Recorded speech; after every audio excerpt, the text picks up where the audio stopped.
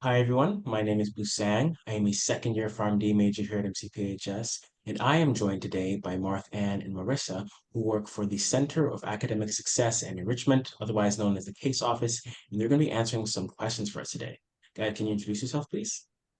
Absolutely. So, hi everyone. I'm Marissa Mannello. I'm the Director of Academic Support and Resources in the Center for Academic Success and Enrichment, otherwise referred to as the CASE. My primary role involves working with the different tutoring services that we'll be speaking more about today, as well as I work with providing some coaching support to students here on campus, mostly at the graduate and online level, but also with some of our pathway programs.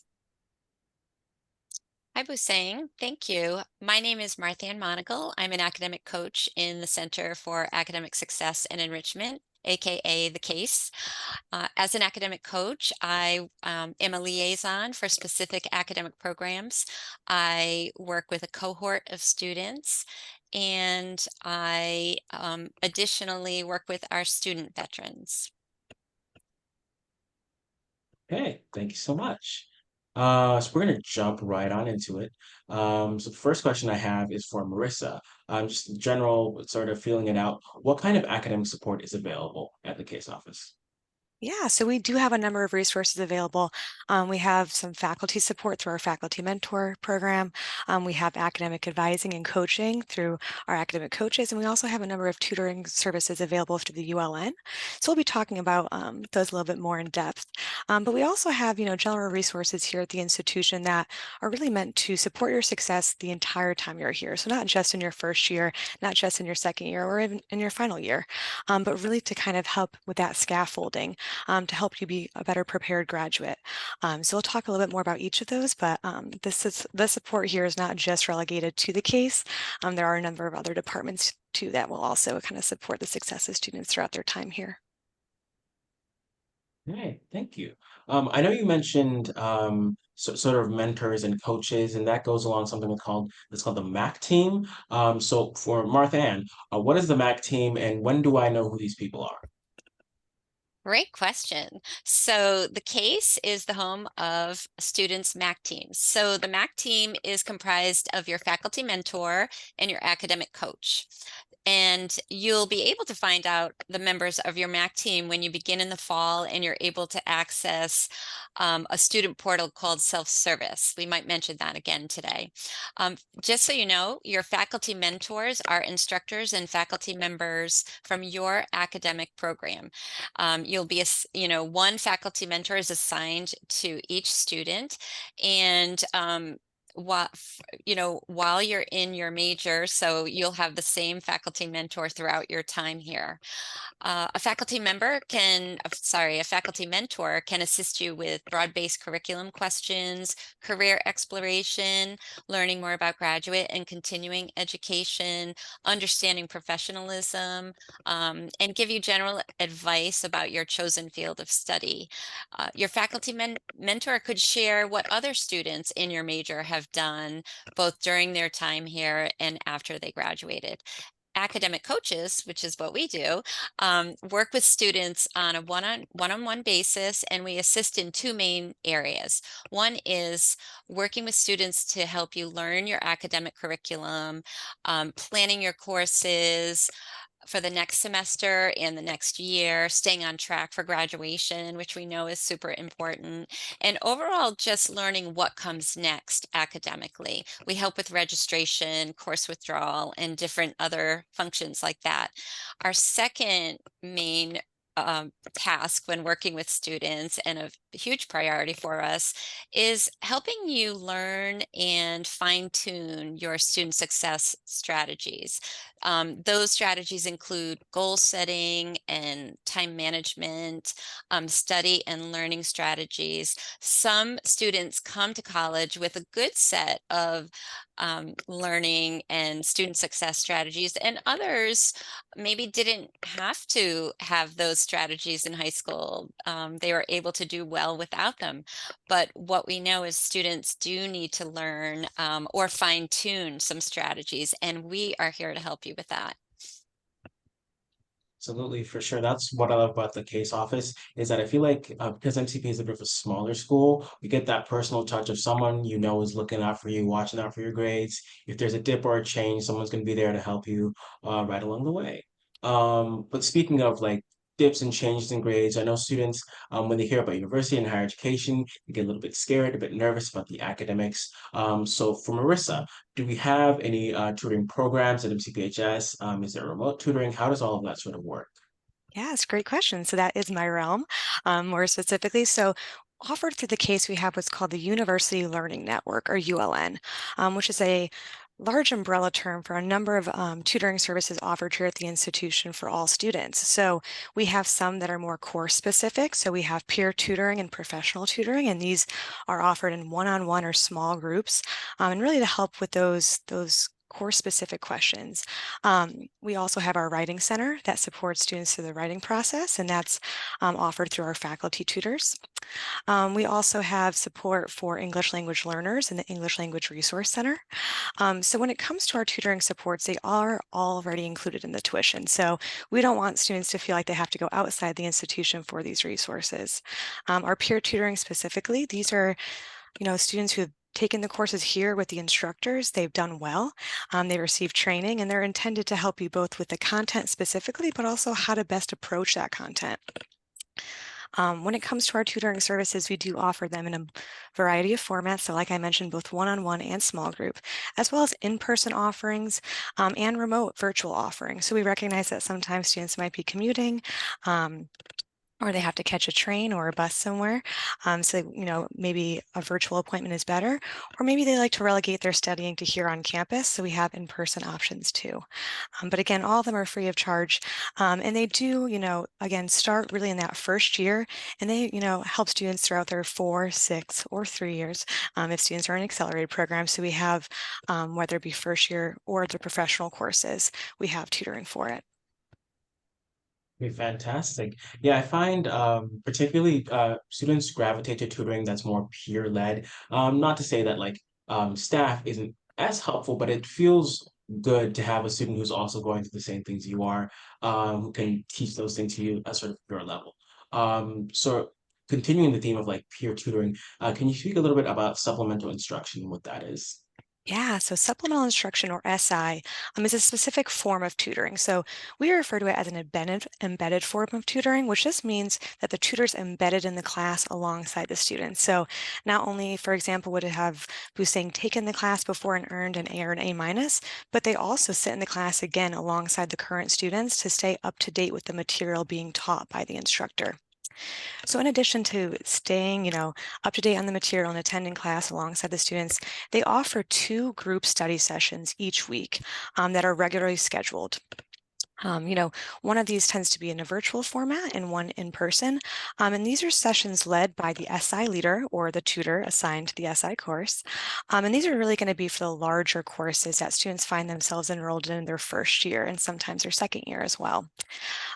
These group study sessions, like I said, are leader-led, but they're a great opportunity for students to meet other students enrolled in their program, in their course, and again, focusing not only on what needs to be known, but how to best learn that material. So I think that's something that Marthe-Anne touched on, which is, you may have studied a certain way as a high school student, but at the college level, it might require different study skills, and students are there to support one another in that, and it's a great way to meet people, right? Because many of these students that you might find yourself attending SI with, you might see throughout your time here at MCPHS, because they might also be in the same major as you, or in the second sequence of a course if it's a structured course like that.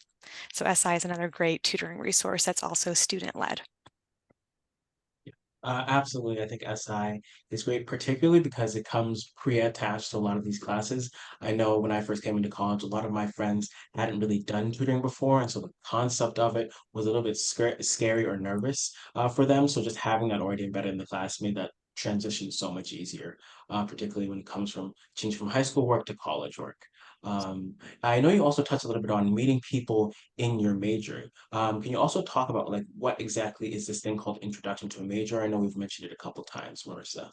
Yeah, so Introduction to the Major, or sometimes referred to as ITM, is a program or major-specific one-credit course that students are enrolled in their first semester here at the institution. So when it comes to the Introduction to the Major, students will not only be introduced to their future field of study or their program, but also kind of an extended orientation, right, to help them really transition into college-level learning. So these courses, they meet weekly. They tend to be a little bit smaller than some of the larger lectures, so it's another great opportunity to meet other students in your major and kind of form those connections with your future friends and your current peers. Additionally, attached to the ITM course is a peer mentor. So when it comes to the peer mentor, they are a student leader who's also there to support your success. So they partner with that faculty member who's assigned to your course, and they, again, both kind of review what to expect in within your next couple years here at the institution, and hopefully in your future profession. And you have a student leader there to kind of walk you through maybe some of the other questions you have. So, what's the best time to go to the dining hall? Or where's the best place on campus to study? Where do you find is the most effective way to meet people? What clubs and organizations can I join? Or what ones are you involved with, right? These are questions that aren't always academic specific, but really, help create a rich, culture here on campus, and a great opportunity to meet people. And your peer mentor is one way to do that. And they're, connected directly to your Introduction to the Major course. Hey, thank you so much. I do have another question for you, Marissa. Just talking about like getting into college and professors and courses. How accessible are professors outside the classroom? Yeah, great question. So, of course, your instructors, you'll be hopefully when you attend class, you'll be seeing them. And, I definitely encourage that students connect with their instructors either before or after class when available. Sometimes you might be in larger classes, so sometimes you might find that you can't always connect with your instructor just before or right after because there might be other students.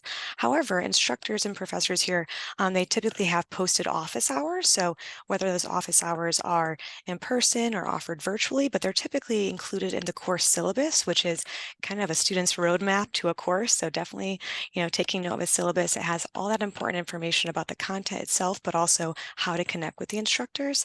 But I would say, all the faculty and instructors here are really, really dedicated to student success. They are, they're experts in their fields. They're passionate about the content areas that they teach, and they want their students to also enjoy their course and to find, equal benefit in the content being reviewed and how it's going to help them in their future, career and profession. So I would say, the instructors here are very accessible, and they're always willing to connect with students. And, students, if they're worried about how to connect, they can also email their instructor, right? And they maybe just introduce themselves and say their interests and that they would like to connect either through office hours or before or after class. So if for whatever reason, say a student can't attend an instructor's office hours that have been posted through the syllabus, they could always, connect with the instructor via email to set up a time.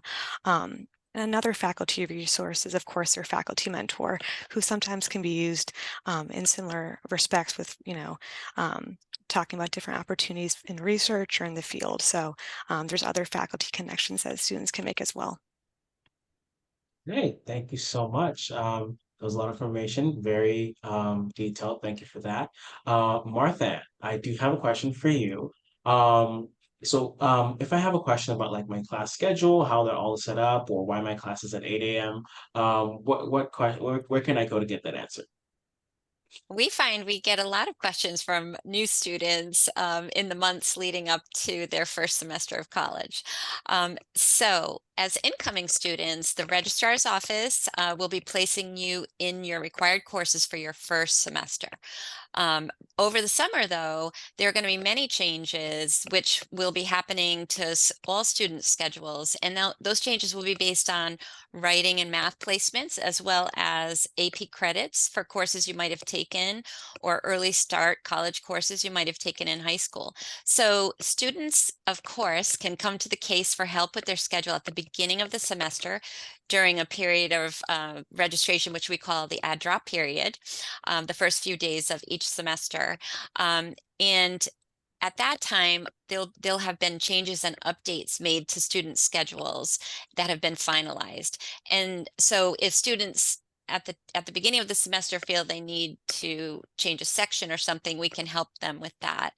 Also, the registrar's office has documents and videos on their website that demonstrate how to use self-service, which is an amazing portal for students that you will learn how to use to register for your courses.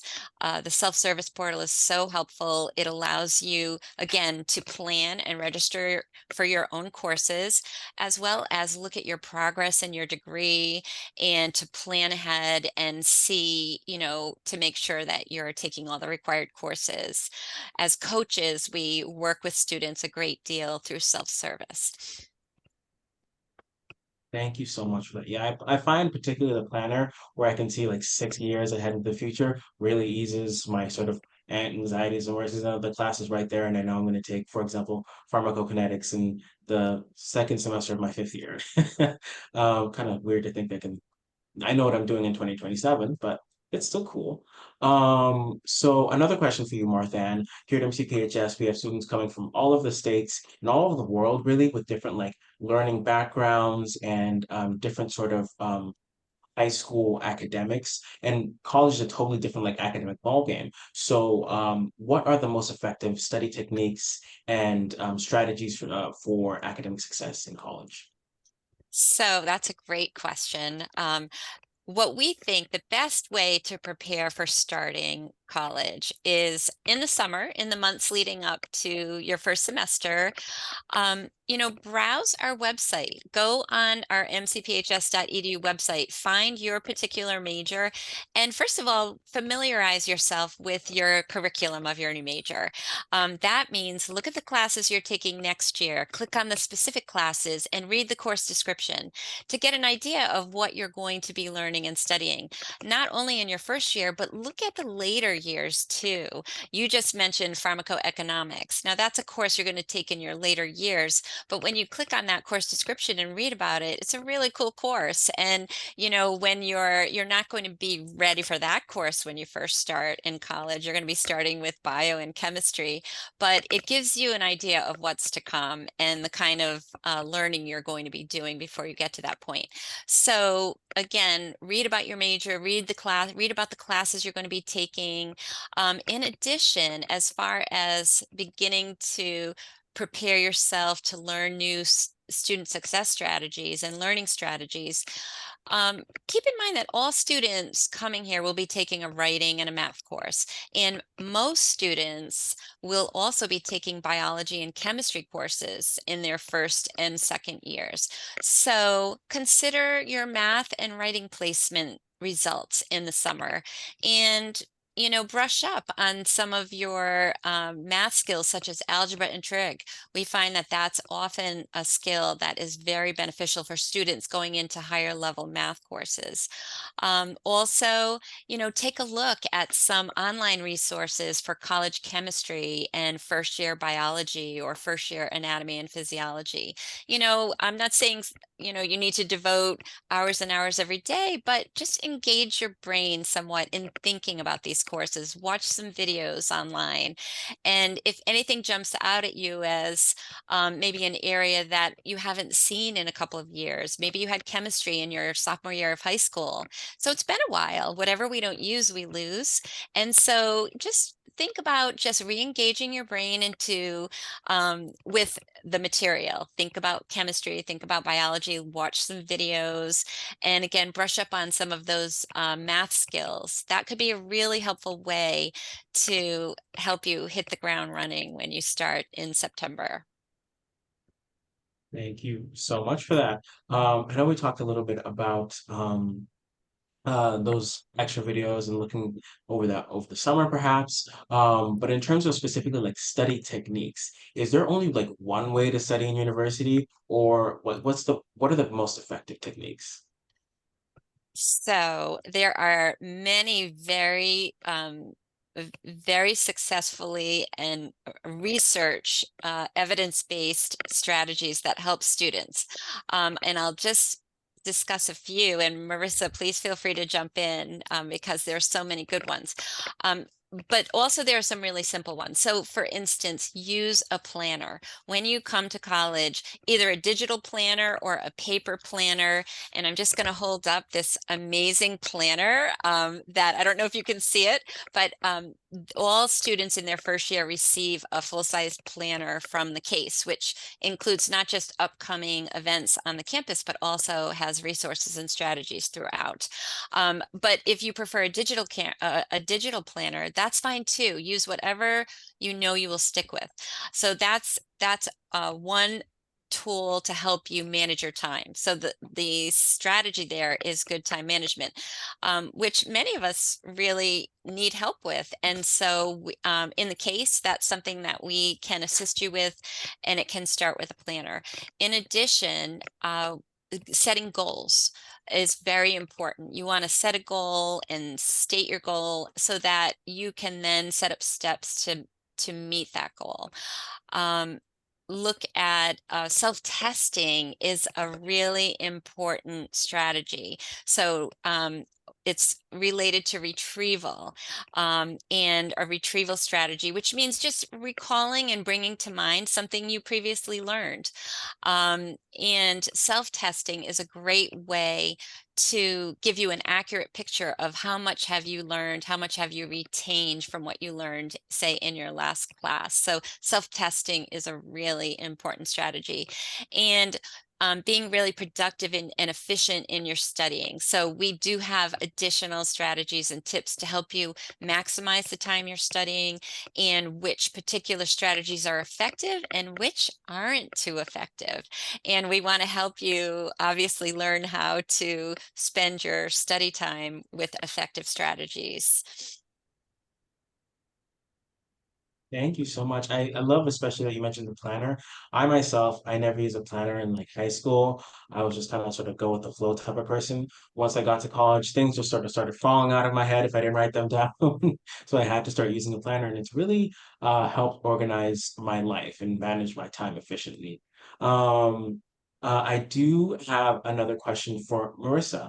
Um, I know we've been talking a lot about academics and how we can do both, but obviously that doesn't exist in a vacuum. This is a big transitional period in a lot of people's lives. So how can people manage their academic and social life balance? How can they do that?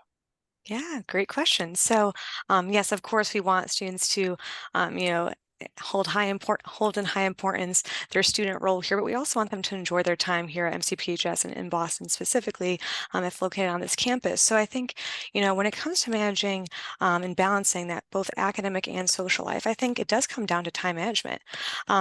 So utilizing different resources like a planner, but if you're not a planner person, which is okay, right, there are other tools such as, your calendar, to-do lists, right? The thing about managing your time is it's kind of like a budget, right? When you know where your time is going, you can adapt accordingly, right? So you can say, okay, if I know I have an upcoming exam, but I also have a friend's birthday dinner, how can I make both of these things happen? You can only do that when you manage your time, right? And you see what's in front of you. So I would say, time management is a big piece of balancing both academic and social life. And sometimes it does come down to what you're prioritizing, right? So if you have an upcoming exam, taking into account, okay, this is, as a student, that might be my priority.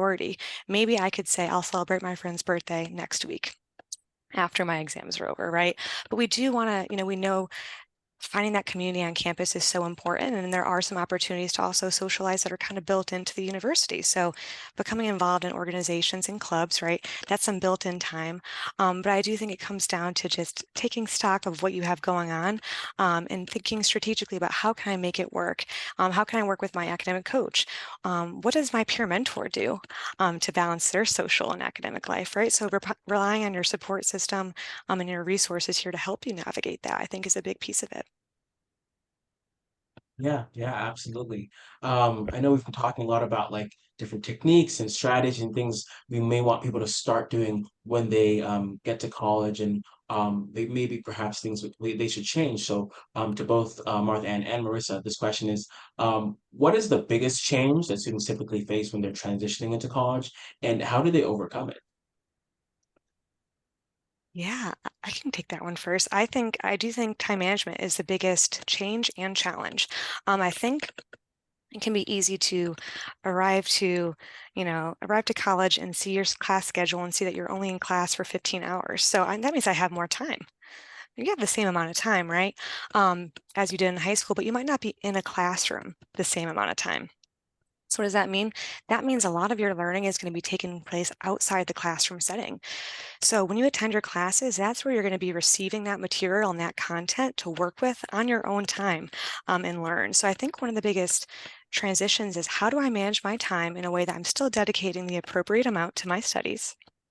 And also enjoying and having a rewarding life here at MCPHS and with the campus community. So I think that's a challenge to kind of find what works for you. And I think taking into account maybe some classes that you tend to gravitate towards, you don't always need to study the same amount of time for every single course.